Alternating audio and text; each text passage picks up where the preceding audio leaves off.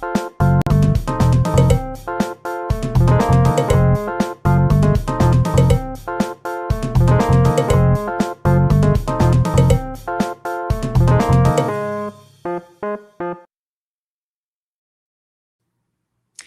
friends, and welcome to today's episode of Booked. I'm Saffron Asteria, and I'm joined today by Steve Stark. How you doing? Very well, thank you. Pleasure to be here. I'm so glad you're here. I know I always I make myself laugh because I always say how you doing as if we haven't been talking for the last 10 minutes. But you have to put it on for the audience. Yeah. That's part of it.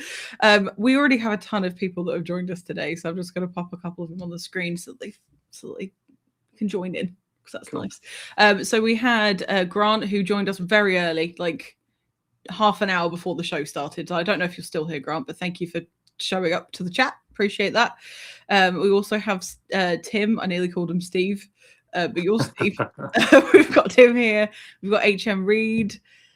Hello. I'm not going to say hello to everybody individually. One blanket hello, and then I'm going to call your names out. We've got Molly here as well. And we have John Davis. Is it Davies or Davis? I always say Davies, I believe. Yeah. I should know, shouldn't I? You should, but it's okay. It's all right.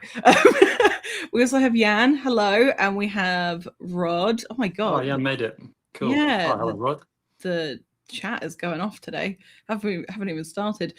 Also, I know Sarah's here, and I think she's mad at me because I said it started at 6, but I think it's 5 where you are. It is 5. Yeah. Yeah, we had the daylight saving situation happen early. Yeah, funnily enough, that happened to me exactly this time last year when Molly interviewed me. Oh, no kidding. Yeah. Oh, I got a habit of it. I'm blaming you then. I don't know if I've missed anyone. And JL Engel. Of course. Hello. Hello, JL. Hello. How's it going, everybody? So we're here. I'm very excited. I feel like a fangirl, honestly. You can see I've got your books here. Thank you very much for sending me Violent Ends. I tore through that in like 2 days. I just love your stuff. I love your work so much. It's just so enjoyable. It's so nice to read, like beautifully written horror, because it's like full of, in my mind, I call you the master of the bastards because you really write a good bastard. I like that. Yeah. And feel free to use that if you want to. I might take that. But I know that everybody in the chat is a fan of yours and they know you. But for the benefit of those who potentially might watch the replay, or if they're lurking in the bushes and we don't know who they are, could you tell us a bit about what you write?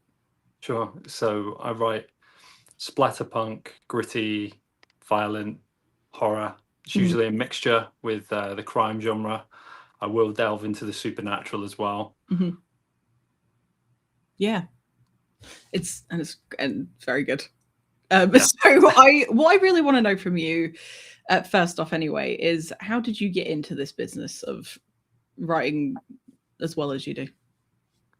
I started sort of messing around a long time ago, just messing around with stuff. I was out of work for a little bit, and it was just something to sort of kill some time. And I put it away once I went back to work. And then I randomly sort of started to come back to it later. My wife is very crafty and she does a lot of stuff. So I'm left with a lot of free time. She makes jewelry. So I started bringing my own craft back in and getting into writing again.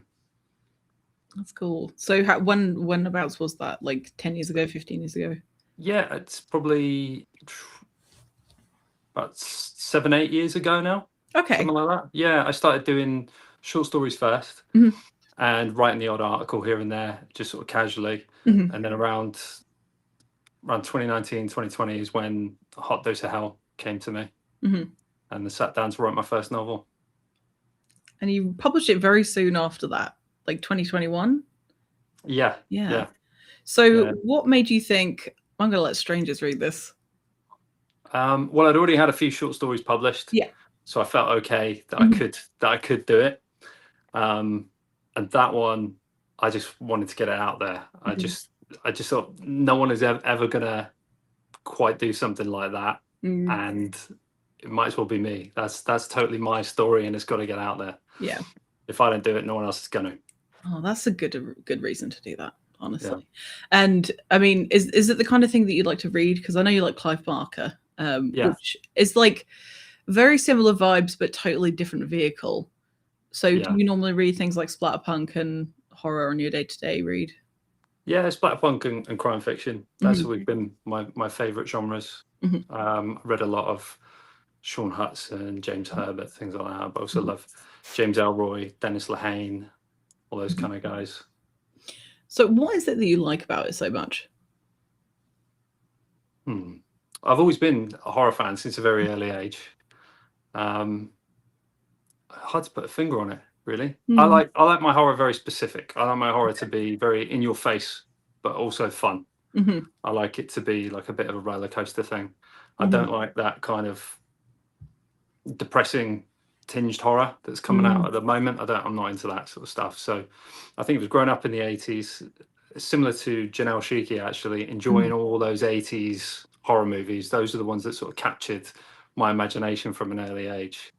And when I started writing stories, for some reason, that was where I went to. Yeah. That makes sense a lot because you have a lot of comedy in your horror as well. It's not like dumb like silly comedy. It's more like real human beings. That's something that I do very much enjoy about your storytelling is that your characterization is very believable. And I can tell that you've taken a lot of influence in people that you've met and been around your entire life, or throughout your years anyway. And like some people, some of the characters that I'm reading about, I think, oh, I've absolutely met you and I hate you so much. That's why I think you're very good at writing a bastard because you Yeah, you do enough. Like it's very punchy and you don't drag stuff out, but you give us so much detail in little things like the way that they speak to people and the way they move and the way that they eventually come to their demise or however they end up becoming in the story itself. But do you are you one of those people that will like write little notes about people when you meet them and think like, oh, you'd be a very good character, or is it just memories for you? it's just memories. Yeah, stuff just comes to me, and I remember little moments, and Mm, yeah, and it just seems to just come out on the page. yeah, that's very nice of you. I know people that have like little notebooks or like notes on their phone where they think, Savage. I don't like you, you're going to Oh. die in my book. I did. I mean, I've got a good enough memory. Mhm. It's you remember people you don't like. They That's true. unfortunately, Yeah. it's you remember the ones you like and the ones you don't like. They Mm, just they leave a little mark on you, and yeah. yeah, it comes out somewhere. That's it. And I think people ultimately, when they're horrible, are more entertaining. When it comes Yeah, to fiction, I much prefer to read about and watch awful people because I have nice people around me. I don't need to fulfill that, but you can exercise hating somebody in a safe environment when yeah, it's fiction, and you can feel all sorts of feelings about them. You don't have to feel bad. yeah. That's what I quite like. Are you one of the kind of people that likes to watch like serial killer documentaries and things like that? Yeah, I've watched a bunch of those. Hmm. I'm a little bit fatigued on them now, I've got to admit, because there's just so many. But yeah, I've watched a whole bunch. My wife loves them as well. She's always watching them. She probably watches more than I do. I have them on in the Yeah. And background. sorry? I get them on in the background when I'm working. Yeah, yeah, yeah. That's pretty good actually. Yeah. Yeah. Well, because it's helpful because if you're trying to develop characters or plot or just trying to think of ideas for stories and things like that, sometimes it is helpful to have stuff like that in the background when you're learning about actual real people that existed in life Yeah. to be able to make it more realistic because You can catch my little details, can't you? yeah, Yeah. absolutely. Because they're not oftentimes like real actual villains in real life and not always horrible all the time. They have this way of like convincing you that actually they're not a bad person and that's Yeah. how they're the most dangerous they could possibly be. Yeah. So do you find any sort of level of catharsis when writing violent things? Is it something that is like a steam blow off? I think that's exactly it. So Oh. like I would get some of that when I did martial arts and when I worked on the door, you'd get some of that catharsis, Mm, you'd get that someone comes at you and you deal with them and then you feel good about it afterwards. yeah. But you can't get away with that forever. Mhm. And you can't do that in a normal day to day with No. like small things. So I've got to put that somewhere so it's going out on the page. Mhm. Yeah. That's what that is, and I hope that other people get that catharsis from reading those stories as well, of like following those horrible characters and then seeing them most of the time pretty much getting what they deserve in my stories. That tends to be a bit of a theme. Yeah, there is a good resolution, I think, Yeah. that you give, and it's also very satisfying because there are some really disgusting ends that people meet in your work, and if you were to hear about that on the news, you think that's the most abhorrent thing I've ever seen. But when you read it in a book, you're like, yeah, good. I'm really glad that happened to you. Yeah. I really should have written down the names of the 3 stories in Violent Ends, but I forgot, and I thought I had, but I didn't. The second story in the nightclub. Yeah. I don't remember what it's called. That sounds awful. I'm supposed to be the interviewer. That's all right. It's Big Mouth Strikes Again, that one. Thank you. So it was interesting to me because this is the first instance of me seeing like almost a fantasy element from you, and I don't know if I can say why it's a fantasy element because I don't want to spoil it if you don't want it to be known yet. But I think it's okay because it's quite early on in the story, isn't it? Yeah, it's very gets revealed. Yeah. So we have Belial, and why that was such a specific choice of character. Where did that come from?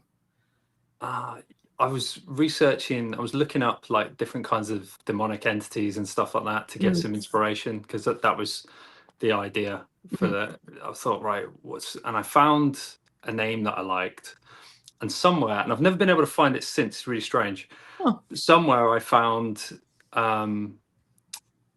the aspect of Belial's existence, sort of his purpose, that there was a demon that did exactly pretty much what Belial did, not necessarily in exactly the method. Try not to give away spoilers, but that's what this demon did, and I've never been able to find it since. So I don't know if I completely made it up in my head.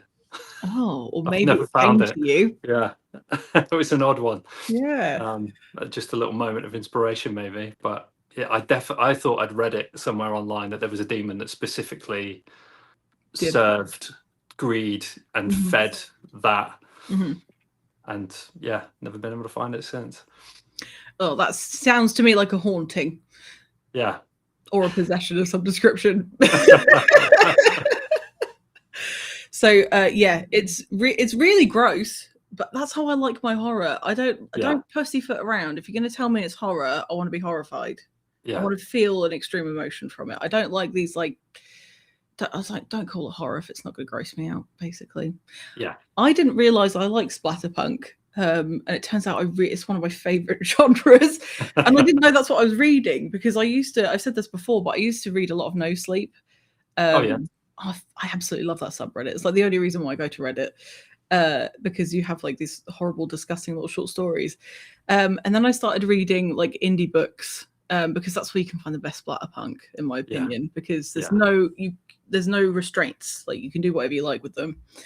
And they're always just so revolting. Like John Athen is disgusting. I don't know if that. I think there was some weird controversy around him, but his work anyway is very good. There sometimes is. Yeah, sometimes is, isn't there? There probably is, but his work is outstandingly disgusting. But that's what I love that. So the gruesome details that you give are very satisfying. There's a few more people that have come in the chat, but I don't know if they're actually still here. But hello, if you're here. I'm glad that you're here. It's very nice. That sounded really sarcastic. It wasn't supposed to be. It wasn't supposed to be. So is there something that you, because reading your work, it doesn't seem like there are a lot of things that are off limits to you in terms of subject matter? I see where you're going with. A tough question. I mean, in terms of describing in detail, I think certain things I'm not going to touch. There are certain things that I'll imply something. Yeah. I won't go any further. I think I know what you're talking about. Yeah. So certain things definitely. Whereas I think for other horror authors, they will happily go there. But certainly splatterpunk ones, and I'm not interested in that. Yeah, there are certain things that will turn me off 100% from a book. Because I think that there's that dangerous line between censoring art, which I don't agree with, and glorifying things like rape, for example, and making it seem like a great thing that's really cool that should happen, and it shouldn't, and it's abhorrent and whatever. And it's really interesting to see people tackling these subjects, because you do get people who will let you know it's happened, but they won't describe it in detail, because really, quite frankly, I don't want to live that. I don't want to read about that. More than happy to see people get chopped up in a book. That's fine. That seems to be where I draw my line personally. Murder is fine. It's just the natural order of things in books. Isn't it? But yeah, much more comfortable with violence. Yeah, I don't know why though, because I don't deal well with confrontation in real life. I'm very much a de-escalating human, and when people want to escalate stuff, that is a good way of dealing with confrontation. It is de-escalating it, isn't it? That's what you ideally want to do. Some people don't, though. Yeah, true. And then you don't have a choice. Yeah. Do you feel that you're a de-escalator? Yeah. Does it depend on the person? You don't have to answer that if you don't want to. I think that it very much depends on the situation. It depends on what the person gives you. Yeah, that's what I would say to that. You know, like you're responding to what they're giving you in a circumstance, really. I think sometimes you can identify that somebody's just in pain and they're lashing out, and that is one of the most satisfying things, is to bring that person down to a calm point. It's just deeply rewarding, because you don't have to feel like that if you don't want to. But yeah, some people ask for it a little bit. Yeah, true. Yeah, some people deserve it. Yeah. Absolutely. Yeah. I mean, that's what those books are about. Is about people getting what they deserve. Yeah. Oh, absolutely. Absolutely. Not once have you killed someone off and I've gone, oh no. Really? Yeah. Not even the old couple. Sometimes it's necessary for the plot. They just needed to go. Okay, okay, fine. I felt a little bit bad, but they were not having a great time. No, they weren't. That's true. Anyway. Yeah, I suppose you could argue. Like, it's fiction. Yeah. It's fiction, so it's fine. Okay, yeah, maybe. Yeah. I also loved. Again, I don't know if I can spoil what happens in the third story. That's a really tough one to talk about, that story, isn't it? I'm not going to. But there is a twist in it that actually really surprised me, because I did not see that coming in any way. Especially since the couple were, I was like, well, she wants a threesome. Yeah. That was what I wanted to. Yeah, it was to imply. Yeah. And for all we know, that's what she wants. Yeah. But yeah, that was a lot of fun as well. So I've always been curious, and I ask this of most of the horror authors that I talk to, is that how do you find marketing? Because that is that thing that people don't really love to talk about, and it's kind of boring. But do you find it easy? I mean, you've got some really cool covers, so that definitely must help. Yeah, that does help. Yeah, I'm very lucky with my cover artist. Yeah. He did exactly what I wanted, but then he always seems to make it better than what I imagined it was going to be. That's cool. Yeah, he's very talented. So that helps, just having a striking cover straight away. I was a little bit coy with my marketing to begin with. I just sort of quietly put the book out there. I thought, well, let's see what this does. But I was aware that there's lots of aspects of it that people might find offensive and all the rest of it. And that, at the time I put that out, that's 2021. That's peak cancel culture time. You're going to lose your job for a joke. You know, that was not a good time for people to be trying to express themselves in any kind of like semi-edgy material. Yeah. So I just sort of quietly put it out there. Thought, see if people like this. And then over the years started to get more comfortable marketing it and sort of feeling more confident with what I had and what people liked about it. Do you think it's because of the response that you've gotten from people that actually like it that's giving you that confidence, or are you just more confident as a writer in general? It's both, but Mm. hugely with the response I've had with people being kind enough to review it and things like that. And the Mhm. huge moment for me was the first time someone went, "This book's great," and put a review up on YouTube. Yeah, I I was just bet. like blown away by that. I was, so yeah, that was a big deal. And then you're like, oh, okay, there's definitely something here. And then that also becomes then part of your marketing. That's something you Mhm. can show off. Mhm. So yeah. Yeah, it definitely seems to be able to snowball when people get to that point. You've got stuff to work with, and you don't have to keep saying the same thing over and over again. Yeah. Did you ever have a fear when you were putting the first book out to like that you were going to be a subject of cancel culture? Because I can see why that group of people might have latched onto it in some way. Well, I did have quite a bit of grief at one point. Did you? Okay. Yeah, when it was all behind my back though, so I didn't know about it. It's quite funny. I Yeah. just sort of stumbled across it on Twitter's For You, and there was some person who I'm not going to name because they don't deserve the attention. Yeah, good for Was you. not naming me, but slating, not tagging me, should I say, and Mm. like slating the content of the book, and then all these Mm. other people were very upset about it and Mhm. calling me all kinds of things, say Yeah. what a nasty person, what are this, what are that. And but it was quite funny because in the middle of that thread, some guy jumped in and went, "You guys have just sold that book to me," I love it when that happens. which was amazing. That's so funny. And yeah, and it was. I tell you how funny it was. I didn't know much about the current horror scene. I'm not an online person. I'm a very private person. Yeah. Came online purely in order to get my books out because I realized that was the only way I was going to do it. Mhm. And I was like, right, who are the popular horror authors right now? And I typed their name, typed in to see who it was, and there was an article. I think it was like Forbes or The Guardian. Okay. And then I went on Twitter and I thought, right, I'm going to find all these people and try and network a little bit and build some bridges and find out about their stuff. And of this article that listed about 10, most of them have been blocked already. I don't know why. But you're so nice. I know. Well, yeah, thank you. But I don't know why. I don't know why. It was just I think it might have been part of that thing, and people were just, oh yeah, just block that guy without even having a conversation with me about anything or really, having anything to. People just like to do that, don't they? They love a dog pile. Yeah. And again, it was a dog pile, but no one even had the balls to come at me. It's probably because they read their book and read your book and they knew what you were capable of. I wouldn't want to tag a horror author in a dog pile. Are you kidding me? No, I have this such a mixed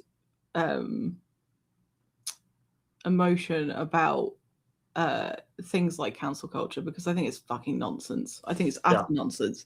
But there are some things that I'll see around and I'll think, yes, that has made me realize I don't want to associate with that person. But do you know what I don't do is I don't go, yep, strangers on the internet have told me how to think. And so I'm just going to believe that without looking into it. If somebody were to say this book is really terrible and it's got horrible things in it, the first thing that I would do before I made any decision was to fucking read it. You have to look at the thing and look at it objectively. And I think doing things like this, like talking to the author and interacting with them and finding out who they are as a person, you can then see where that comes from. It's not necessarily because you're like, oh yeah, I want to, write a book that's got this stuff in because I hate these people and I want them all to die and things like that. That's not what the point is. Everybody misses the point a lot of the time, especially when you're looking at fiction, shockingly, isn't real. Drives me absolutely fucking nuts. It drives me nuts. And I would describe myself as like a pretty like woke person in the sense of like I consider other people's feelings. I don't think people should be marginalized and they shouldn't be able to they should be able to do things without being like suppressed because of a certain characteristic or whatever. That's what I believe as a person to my core. I think that's totally what most people believe. Yeah, but if you then look at a work of fiction and goes, well, that means that person's a bigot. You got to look at the thing, the actual thing itself. Yeah. And I do find that some people will look for problems that aren't the intention. Some of them are doing it. It's just a way to elevate themselves by pushing someone else down. It makes them feel better. Yeah. They've often got very sad lives. Yeah. It's as simple as that. And it's just a way to kind of remote bully people. It's similar to when I was working in clubs and you get some people who came in to kick off. They came in to kick For off sure. because Yeah. they're losers, unfortunately. Mhm. They don't know how to interact with people. They're not successes, so they want to go take out their anger on someone else who is having a good life or trying to have a good life. Yeah. So yeah, I used to get that as a taxi driver. Yeah. Because I'd get the bit after the clubs are closed. Yeah. So that was always fun. And you'd That's get the worst time. Honestly, people would get in the cab and they'd be like, there was this one guy I remember who he gets in the back of the car and he doesn't put his seatbelt on. He leans forward and he goes, "Oh, fucking hell, you're fit." And I turned around and I put my handbrake on and I said, "If you say one more fucking word like that, I will drop you off on the fucking motorway."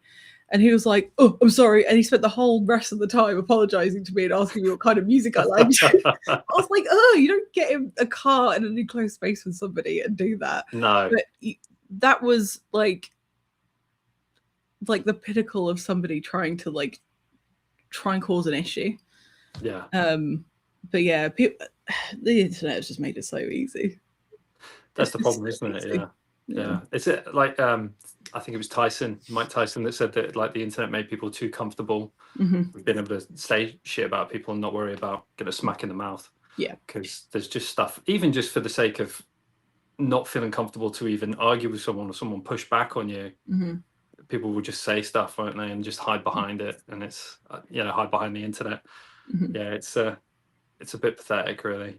It is. But it's interesting that cancel culture is featured in Hot Dose of Hell, isn't it? There's that whole moment with those characters who are very much about that sort of thing and about telling everyone how they have to behave and what words they have to use and this, that, and the other, and they're actually probably the worst people in the story. Yes. No, I agree. And it's actually a fantastic caricature of people like that, because I haven't met real people in real life, human beings that I can see and talk to. And I was going to say and touch, but that's weird.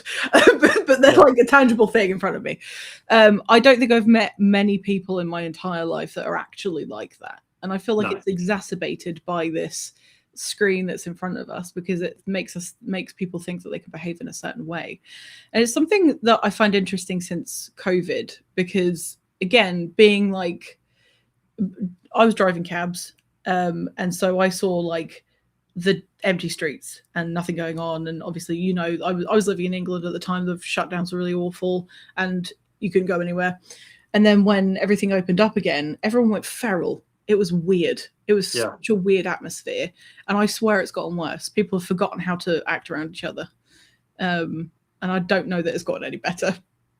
No, yeah. I mean, I saw when I was getting towards the end of working in clubs and stuff, there was a bit of a change, like culturally. So like I would have argued that it was perhaps a bit more likely for there to be punch-ups in those days. Like I know some young people and they don't talk about there being as many in clubs as that's true. It's pretty much guaranteed thing on a night out. Back then, it like someone was at least there's going to be a bit of a shoving match or something. Yeah, because people are going to have a disagreement. And I think they're not used to consequences. So there's reasons you don't do that because it's not polite. And if you're not a polite person, you don't do that because that person might smack you in the mouth. Or something. Do you know? It's like just don't go bothering people. But people don't seem to, I don't know, respect other people. No, it's very strange. And I just think it was a little bit better handled then. Every so often someone might get a fat lip, but then it was all over. Then and they were a better person for it. Like, oh, I shouldn't do stuff like that. Lesson learned. You know? Sometimes you need to get back to animal instincts. Yeah. Sometimes it's just quicker than dragging an argument out for 10 days with a stranger. So a piece of advice that I would give anyone, if anyone even cares about it, is if somebody tries to goad you or comment or say something on social media, the best thing you can possibly do is mute them and ignore them. Because with Twitter, for example, the owner of Twitter decided that it'd be a really good idea to make it known that you were blocked. So if you go onto somebody's profile, you can see, oh yes, you've been blocked, but also you can see everything that person has posted, which is a danger for women or people who get stalked. So that was a stupid idea. But if you just mute them, they don't know, and then you don't have to see anything from them again. don't let it bother you. They're fucking idiots anyway. That's the only time I'll use the word idiot, is when people are acting like an idiot like that. Otherwise, it's mean. Wow, we've had a lot of comments. I'm just going to quickly skip through these. Not skip over them, but controversial stuff. Yeah, it is, but it's interesting because everyone's so scared of talking about it, and it's like, well, if you're just reasonable, then you should be scared. Yeah. Okay. Rod Gilly said, it is weird in the US culture that sex has been monsterized, but murder is completely acceptable. I guess in the UK as well. I think that's quite a generalization. I feel like actually sex is more accessible as a thing now. If you take things like OnlyFans, for example, like I feel like sex work should be legal, because if people want to do that with their bodies and make money out of it, why not? Who cares? But it should be safe for people. It's monsterized in a sense in America, from what I've seen, because there are pockets of purity culture here that don't exist in the same way in England. Because I live in Texas, so I'm like in that bit. I don't know. What do you think, Steve? Specifically about that? Yeah, I think worse. I think murder's almost glamorized.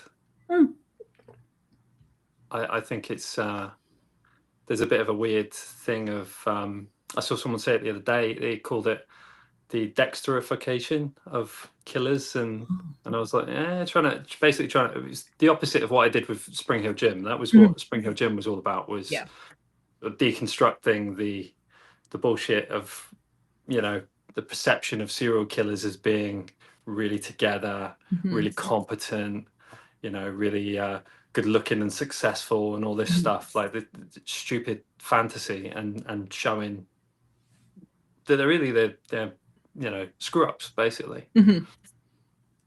Yeah, I thought that was a very interesting take on it, because you're right, it is absolutely glamorized, and you and I have already said that we've watched serial killer documentaries, so we're both guilty of it in some way. Yeah. But there is something fascinating, to me anyway, and I don't know how you feel about it. And I think I talked about this with Richard Lees. But there's some satisfaction when you're watching something like a serial killer documentary, when you're seeing them fooling people and realizing that these people are quite rational, and yet they still fell for it anyway. So it kind of makes you feel better about the times when you've fallen for somebody who has kind of like fleeced you, whether it ended up in murder or not. And then you see them kind of come to a conclusion, and you see the after effect. And I've used the word catharsis a lot, and I use it all the time, every day probably. But there is some catharsis in that, to see a resolution. But what you did with Spring Hill Gym, I thought was very interesting, because weirdly, a lot of writers will make you like want to root for a killer. Yeah. Whereas you didn't do that. You purposefully made the choice to be like, this guy's fucking gross. And you don't want to get involved. And the whole chase throughout that whole story, I was just like, what the fuck is going to happen? I couldn't predict it. And it was really grim. And I pictured it in my hometown, because you write a lot about seaside towns. And it just sounds just like where I grew up. So I know these people. Yeah, I mean, British seaside towns, they're all in a bit of a state, aren't they? The last 10 years or so, they've just been kind of left to rot for whatever reason. Yeah, it's really sad. So you go to one, you see a lot of the problems and a lot of the things that I'm talking about there, really. I mean, they're still beautiful, a lot of them as well, but you see all that stuff. It was all there, and they're not in a good way at the moment. They need to have some investment.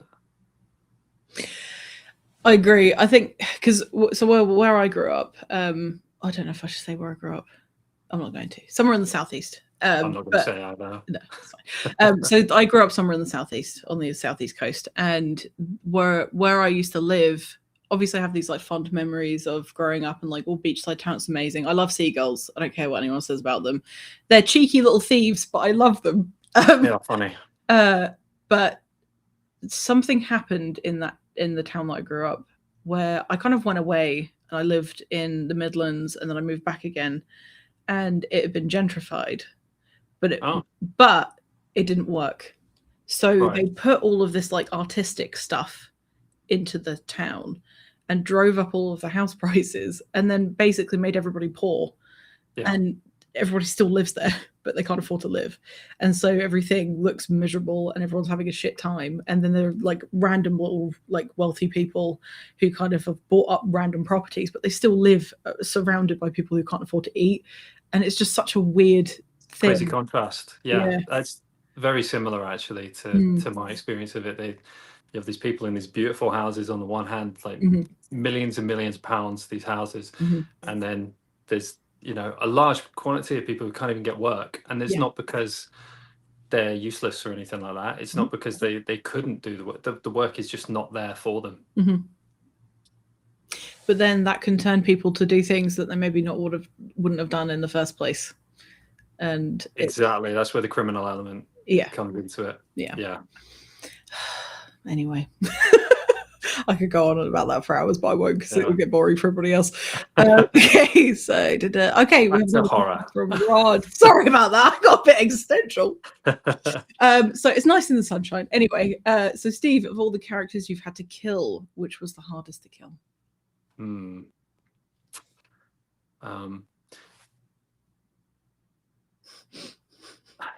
He probably knows. I mean, that's going to be a spoiler. It is. It was a female character. Okay. I will say that. I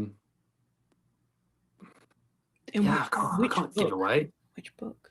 Hot Days of Hell. Okay, I think I know who you're talking about. Yeah, that was rough. There were a couple of characters that die in that. Like, so, although I kill a lot of bad people, a couple of ones I liked. I didn't just kill the bad ones, unfortunately. Like, I do kill generally a lot of bad people in my stories, but not everyone's safe. Just because you're a likable character does not mean you're going to make it in one of my stories, unfortunately. Yeah, that makes it more realistic, I think. Yeah, exactly. Yeah, for sure. Okay, I won't ask you to give any more information about that because that will ruin it. Hello, you emailed me and I forgot your name. I'm so sorry. Thank you for being here. Yeah. Thank you. So yeah, it's not for the faint of heart. And loving the serial killer stash. I don't know if he's talking about. Oh no, he said brother. I don't know if he's talking about me. I was like, I shaved before I came on. Don't say that. He's saying I've got a stash. It's just a bit of stubble. Yeah, it's all over. Maybe it's the lighting. Yeah, maybe. Yeah, it looks like a full-on tash. Yep. You do. You are super lovely, and I find that with horror authors, especially the ones that write the most brutal stuff, is generally speaking they're quite nice people, but they're the ones you have to watch out for. Oh yeah, we're getting it all out of our system. That's why we feel all right afterwards. It's much better to do that and put your characters through the ringer than be horrible to the people that you love. Yeah, it's much nicer. Yeah, there's no bad press. I think that it seems to be that it works one of two ways for people, because I've seen people who have fantastic books and they get in the shit for something and they then just get in the shit constantly and everyone thinks they're a shitbag. But I've seen people who have had controversy happen and then it's brought out all of the potential people that never would have seen that book that think they might like it. Was it Devin Erickson? It's a perfect example, who found like massive success because of some controversy with a contest. I can't remember exactly what happened, but that went really well for him. I remember that, yeah. And he was like, I have no idea why this has happened. I was hardly involved, but thank you for the sales. But yeah, it just depends. I think it works really well for horror because it attracts discourse sometimes because of the subject matter. Yeah, this is going. I missed so many of these, so that some of them are like from ages ago. I'm sorry. Yes, I totally agree. It's silliness. People are silly. We have the Mike Tyson quote as it is, as far as I'm aware. Social media made y'all way too comfortable. It sounded very white then, with disrespecting people and not getting punched in the face for it. I don't agree with violence, but I do agree with your point of like people getting stuff out of their system in a quick and painful way. Yeah. I'm just checking through these.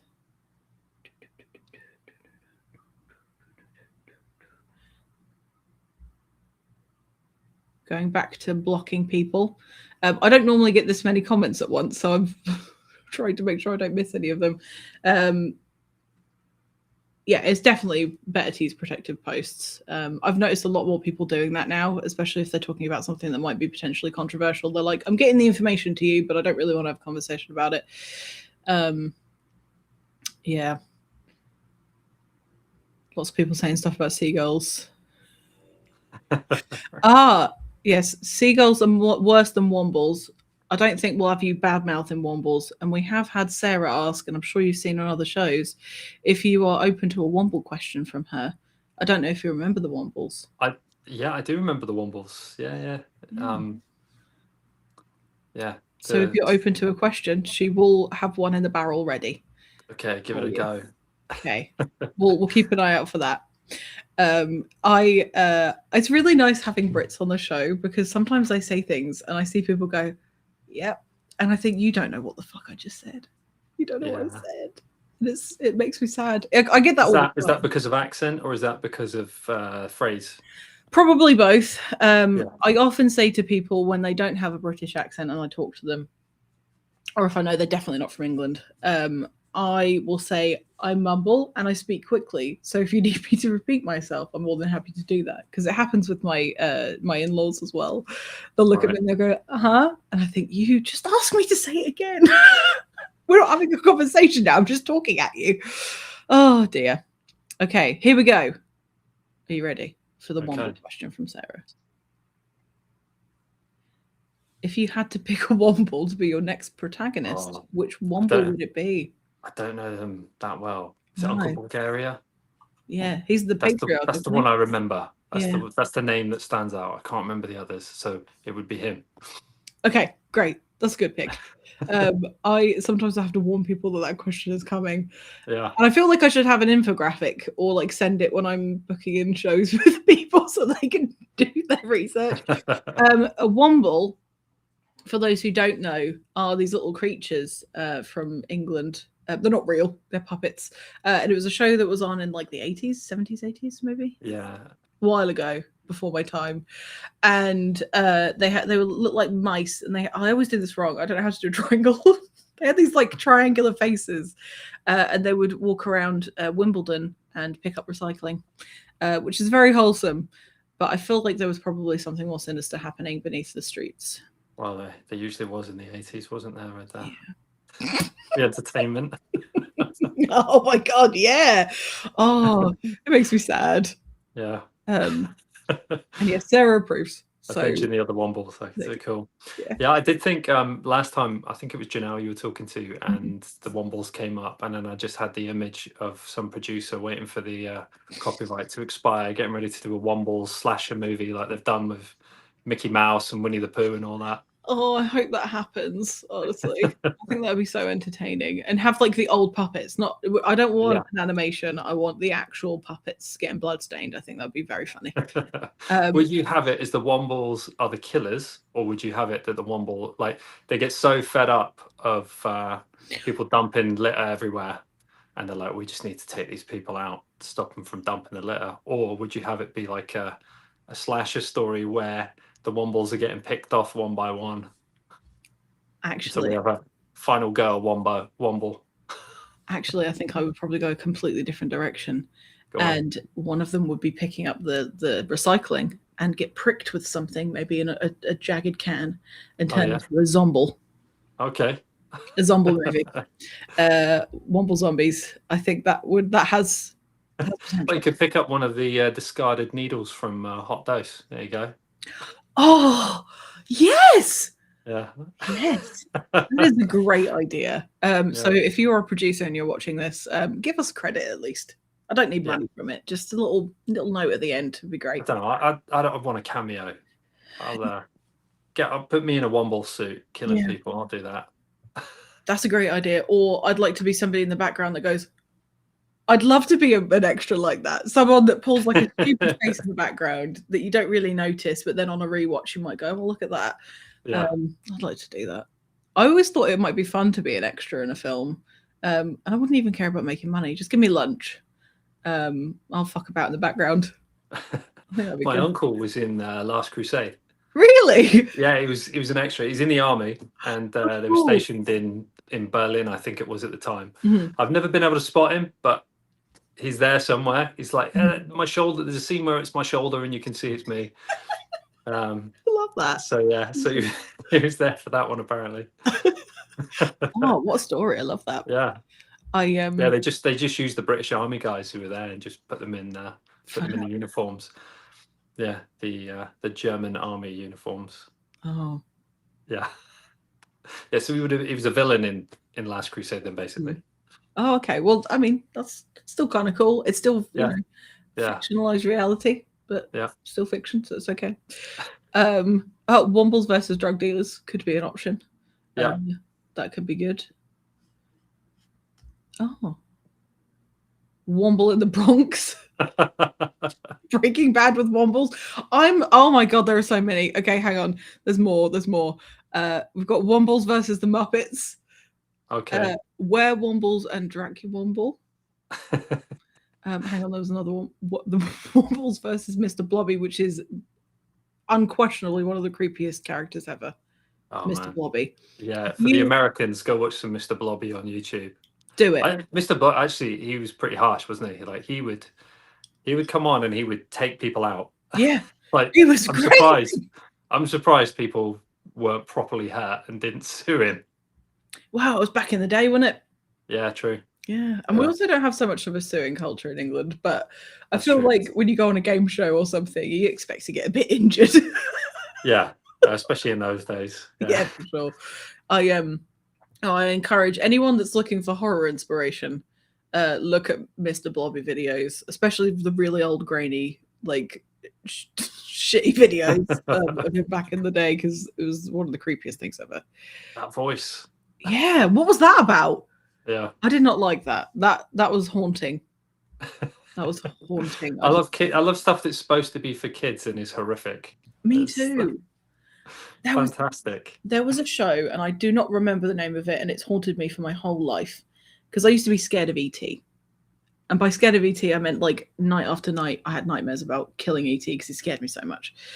As a child, had you seen the film or just seen him? It was after seeing the film, and every time I saw a picture of it, it freaked me out. Like he didn't win you over. No, pervert. Yeah. Okay, this guy sat in the closet cutting himself. That's weird. Pooping out candy so kids follow him. Yeah. Creepy behavior. Didn't like him. But there was this show, and I think it was a British show, and one of the characters was a floating head, and it had the same oval shape of ET's head, and it was furry and white, and it would fly around. And I think I just distinctly remember it like following this kid around, and this kid got sick of it and was like, "Get lost!" And this thing like disappeared and appeared in the woods and got lost in the woods. And the whole thing just comes to me sometimes and freaks me out. And I don't know if it really was real because I haven't seen it since. But if you might have imagined it like me with that information about the demon. Maybe they're working together. Yeah. Tormenting us. Yeah. Oh, the Teletubbies. See, I don't know that they were evil. They were annoying. It was certainly very weird. Yeah. I had a younger brother who liked the Teletubbies. Yeah. When you got a younger brother who likes something like that, you hear the theme tune and constantly it's on. And yeah. It's quite That's annoying. enough to drive a man mad. Yeah. Mm-hmm. Yeah, I will say the Teletubbies do have delicious food. They have delicious looking food because I remember having tubby custard at school, and that was the tits. When they bring out when they're like, "We made pink custard for you," and you're like, "What the fuck?" It was amazing. I also wish that I had an anthropomorphic Hoover. I think that would be quite cool. Mischievous but very cool and fun. I don't know what this is, but if anybody wants to look at that, Wurzel Gummidge was creepy enough. Oh, the scarecrow that comes to life. I didn't know that that's how it was spelled. I was like, what the hell is that? Okay, it was Gummidge. I was like, who the hell is Wurzel Gimmidge? I didn't think that was a thing. But yeah, you did write Gimmidge. You're right. Yeah, I missed that. Oh, here we go. And also the Wiggles, apparently. I feel like there is this there's in about 25 years, we're probably going to find out that all the kids' television was just propaganda for creating horror authors. Let me relive my childhood of being absolutely terrified of looking at fiction. I guess it's a sign that we're the ones that are resisting the programming then, doesn't it? If we see it as a nightmare, yeah, the other ones are all going, this is great. Maybe, yeah. Yeah. There was another one that came out. I'm going to stop talking about kid shows in a second. Called the Boo Bars, and they were weird. I don't know that one. They were like, they looked like they were wearing spacesuits, and they were like really big, like round things. They had tiny heads, and they lived in this like weird tree. And they would just speak gibberish all the time. Again, might have been a fever dream. I don't know if it really happened. I'm gonna have to look it up. Yeah. If you need inspiration. I did want to ask, and I've kind of like flitted between a lot of subjects. I'm very sorry, but that's just how my brain works. So A Hot Dose of Hell I read last year, maybe a little bit before then, and I think I read it in a night. And if I were to show you the copy of A Hot Dose of Hell that I have, it is battered because I was literally I'm a spine cracker. I can't help myself. This thing is like destroyed, but in a good way, because I love it. I like seeing a well-loved book. It's so loved. And I'd love to know where, it's such a shit question, but where the inspiration came from for the I'll call it disease, probably the easiest way of describing it. Disease, yeah. Well, I was working security at the time, when like daytime security, which means you're basically going to be dealing with a lot of addicts on the street and stuff. And it was during the time that the legal highs thing really kicked off. And people were able to get right out of their faces with very cheaply. And it was really strange that this was allowed to go on for a long period of time. And you saw the impact it had on that community and how it really messed people up. Yeah. So that would have been one of the big inspirations of that, because like your normal street drugs are bad enough, but these were crazy chemical things that they were putting out there, and they were making them dirt cheap. So people were getting in much worse states than they had been. Interesting. Yeah. So that was part of it. Seeing that it's like that something could be put out there that's going to have that effect on that community in particular. And I like the idea as well with the leg up crew, the activist characters of these sort of righteous cancel culture type holier than thou people. Yeah. Having their morality and their true selves exposed under pressure. So taking them and putting them in that situation. Yeah. So I like those two things, and then the other characters came in as relief from that. Like, you needed to have someone that you liked. That's Rhonda, and then Fred and Pinky came in to be a bit of comic relief as well. Did they come back for Violent Ends? They did indeed. Okay. Yeah. I was like, I recognize these names. That was fun. I really enjoyed. Is that like a prequel period of time? Yeah. Okay. Yeah, that's before. Yeah. Yeah, I've not followed on from what happens at the end of Hot Dose, because are you going to? There's a problem to be dealt with. I may do. I've got ideas for it. Please, so you do that. I would appreciate it very much, even if it's a short story. If you could send that to me, I'd appreciate it, because I need to know what's happening now. That's been kind of playing on my mind a little bit, because you have so much to work with. The possibilities are almost endless. Yeah. That's probably what's stopping me. I imagine pick the right direction, and I've got to feel it when it's time, you know. Yeah, no, I get that, because if you make the wrong decision and it's out there and people read it, can't take it back. Exactly. Yeah. So, are you working on anything at the moment? I am. Yeah, I'm working on a slasher kind of revenge story. Set in like gangland territory around Skarmouth and neighbouring town Grimford. Cool. Yeah. It's basically there's a sort of crew that run this one town, and it's a very rundown market town that's near Skarmouth. Oh, cool. And they kind of can just do what they want. Mhm. And one day someone shows up and it's someone they know from their past, and then shortly after this person's appeared, members of the crew start dropping off in gloriously violent fashion. Excellent. I wouldn't expect anything less from you. So how far through are you at the moment? I'm getting towards the end. It's complete as far as like great. start to finish, Mhm. and I'm doing my refining process before it'll get to edited and get a few people to read it. Mhm. One of the things I like to do, I don't know if anyone else does this, I don't know if I'm unique or not among writers, but Mhm.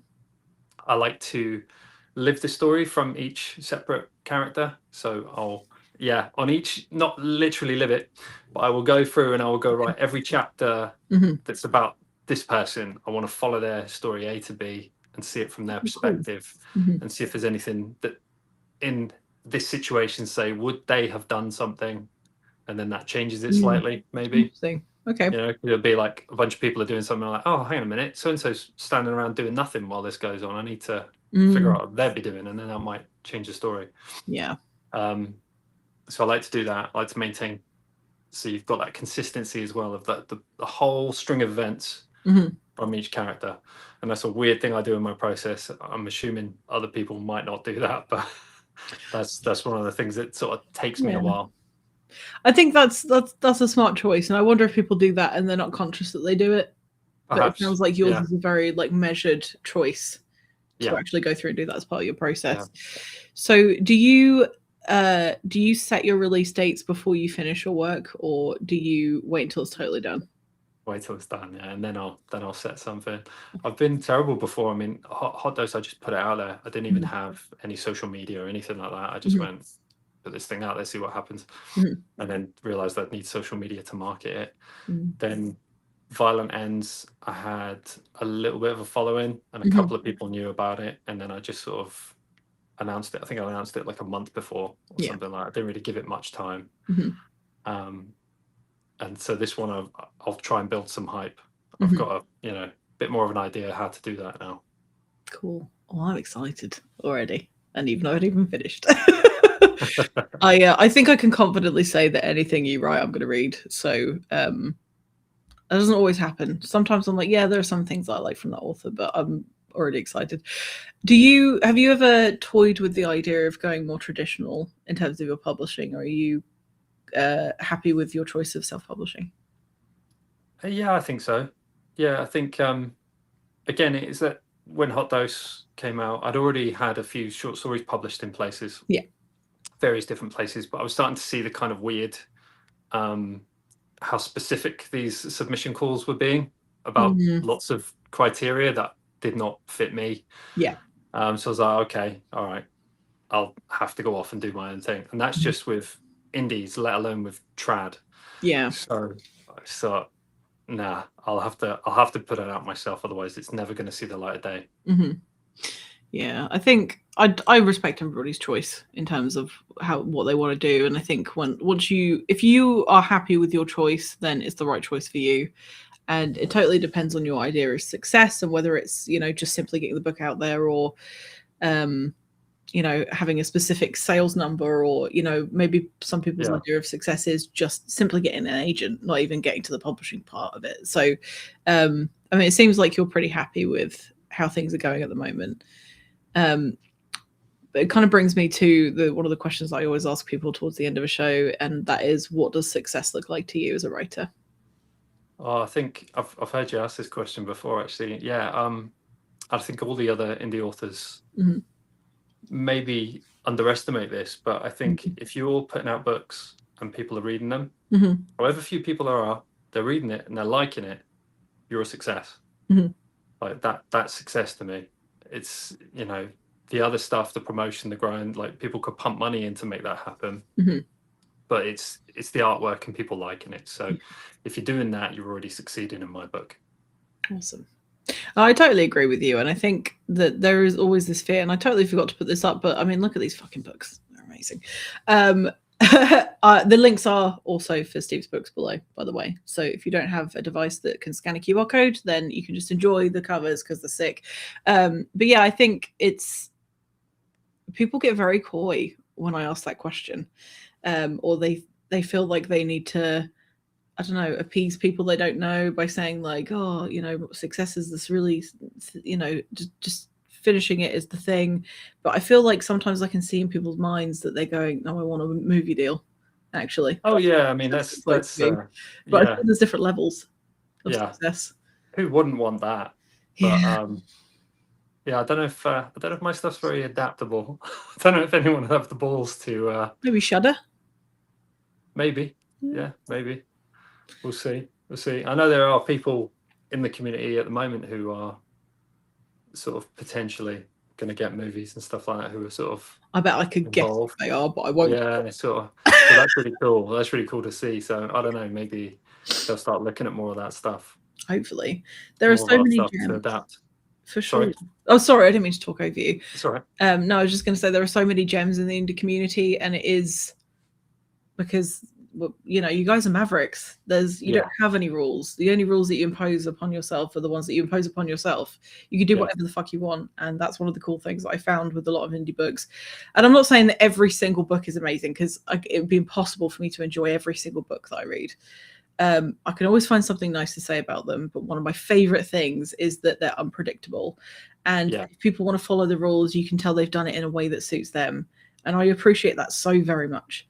I think I'll take the rough edges of the occasional maybe mistake or something like that for the absolute little pieces of magic that come out, because it's completely come from that person. It's not been interfered with at all. So I think on balance, the magic outweighs the sort of iffy moments, I think, in indie stuff. Because like I can forgive like little mistakes where they've accidentally double spaced something or whatever, because that happens in all books. Like I've never read a single book that's utterly perfect. No. Because it's impossible. But yeah, it definitely is something special, and I can't believe that I've landed in this position where I get to enjoy so much. It's amazing, like, and all the incredible people that I've met, and it's such a treasure. I feel so like so emotional about it. I love it. Every time I talk to anyone and they ask what I'm doing right now, I always go, okay, well, firstly, I'm reading this book and it's amazing. You need to go read them. And secondly, these are some authors you need to talk about. And I kind of like push everybody else forward instead of talking about what I'm doing, because I want people to read these fucking books. Go and read these fucking books. That's my PSA for this episode. See, I mean, you do a fantastic job, and you're super dedicated and busy. Like, how many people are you? Is it like 1 or 2 a week that you're doing, or 3 a week? 3. That's crazy. That's, I think I'm at incredible amount of dedication, 90? and we should all be thanking you. Oh, it's fine. I wouldn't do it if I didn't like it. No, it's something that I've said this before, and I don't know if I've said it actually like on a show or whatever. I would not do this for me. I'm an introvert. I hate being on camera. This makes me deeply uncomfortable. But to see these like incredible books not be read by people makes me so deeply angry that I am propelled to do this, because I just need more people to look at them and read them and see how incredible they are. And do you know what? If you pick up an indie book and you don't like it, just stop reading it. You don't have to read it. Find a different one. Go and look at a different author, or maybe try a newer thing from that person, because that's another thing. I'm going off on a tangent, and I promise not to get on a soapbox. Something that we have to remember is that one of the few differences, in my opinion, between self-published works and traditionally published works is that you get to see growth in a totally different way from a writer, because people's first books and their sixth books are going to be totally different, because they're learning the whole journey, and you get to see that people giving themselves that chance to keep growing and improving. And that's one of my favorite things. It's like reading people's first works and then reading like 5 years later, and I think you smashed it. You're learning, and I can see that, and you're taking on advice, and it's just it makes me so happy. What's funny, the opposite of that for me, I find with like trad published, is I tend to the trad lot, I like their early books, and then they become a little bit of a formula and a little bit too polished. I don't enjoy them as much. I find, and it's kind of like the opposite effect. I totally agree, and I imagine the game's the wrong word, but I'm using it anyway. The game of it is changed when it is your sole source of income and you know what you need to do to achieve the income you need, and you're also contractually obliged to produce something. I imagine that the inspiration and creativity is changed in some way. There's no way that it can't be. I think that's the luxury indies have, is that we don't have deadlines, we don't have people breathing down our necks. If it comes out, it's because we bring it out. Yeah. For sure. And that allows you to make it as good as you possibly can. That allows you to take the time and sort of find those interesting little moments you might not have otherwise found. Yeah, for sure.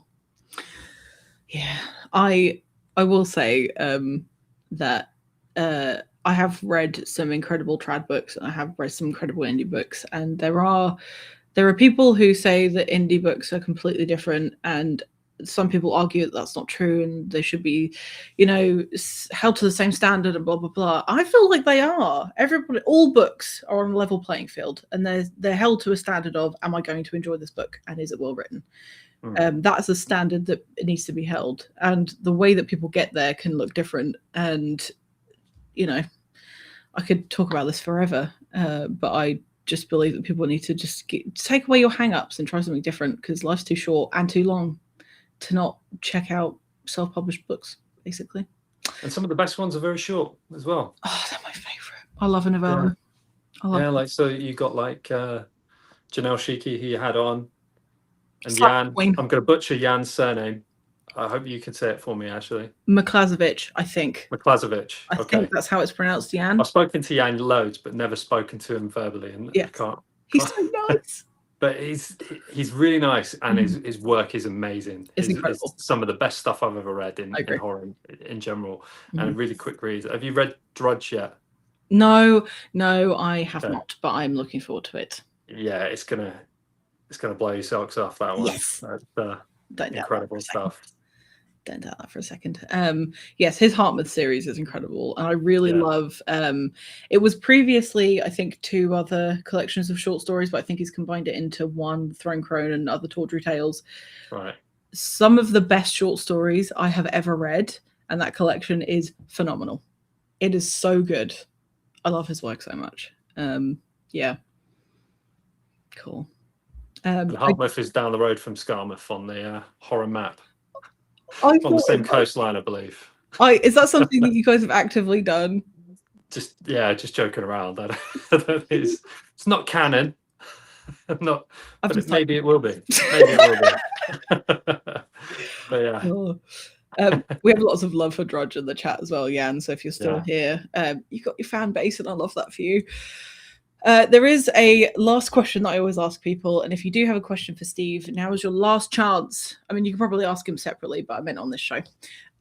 So the final question that I always ask people is, if you could go back to when you first started writing, if you could give yourself any advice, what would you give? I just keep going. I took that break, and I should have maybe just kept it on the back burner and still doing it. But that's all. That's the only thing I would think to do. That's fair. I'm so sorry.